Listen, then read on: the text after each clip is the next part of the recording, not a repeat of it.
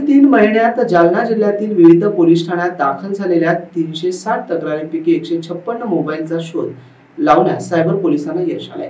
Police महानिरीक्षक वीरेंद्र मिश्रा आणि police अधीक्षक अजय कुमार वसल यांच्या हस्ते तक्रारदारांना मोबाईलचं वाटप करण्यात आलं। ही कारवाई वरिष्ठांच्या मार्गदर्शनाखाली सायबर पोलीस निरीक्षक गुणाजी शिंदे आणि उपनिरीक्षक योगेश चव्हाण यांनी केली। माझे नाव police inspector Gunaji Shankar Shinde, police station cyber येथे मी कार्यरत आहे। पोलीस स्टेशन सायबर मार्फत माननीय पोलीस अधीक्षक साहेब, माननीय अप्पर पोलीस अधीक्षक साहेब यांच्या मार्फतीने जालना जिल्ह्यात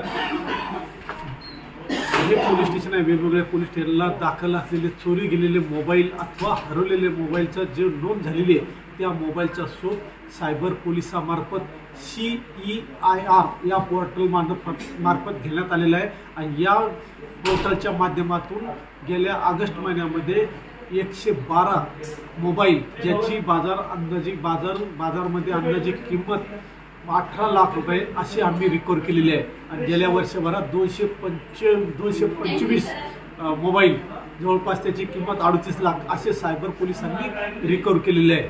सायबर पोलिसामार्फत ही सतत कारवाई सतत सुरू असते। सायबर पोलिसामार्फत या सर्व जनतेला मी आवाहन करू इच्छितो की आपणासोबत कोणत्याही स्वरूपाचा फ्रॉड झाल्यास अथवा कोणतेही सायबर क्राईम झाल्यास 1930 ही महाराष्ट्र सायबरची हेल्पलाईन आहे। त्या हेल्पवर जाऊन ताबडतोब आपली तक्रार नोंदवू शकता किंवा ईमेल साईट आहे www.cybercrime.gov.in या साईटवर सुद्धा आपण आपली कंप्लेंट नोंदवू शकता। सायबर पोलीस मार्फत तथा जालना पोलीस अधीक्षकाच्या मार्फत आपला एक आवाहन करू इच्छितो की कोणीही जनतेने आमिषाला बळी पडून कोणताही आपला OTP शेअर करू नये किंवा आलेल्या लिंकवर क्लिक करू नये किंवा APK सारखी फाईल डाउनलोड करू नये किंवा कोणत्याही सायबर क्राईमशी निगडीत असलेला कोणताही व्यवहार करू नये, अन्यथा आपण आपलं नुकसान होऊ शकते, आपले बँक अकाउंट खाली होऊ शकते।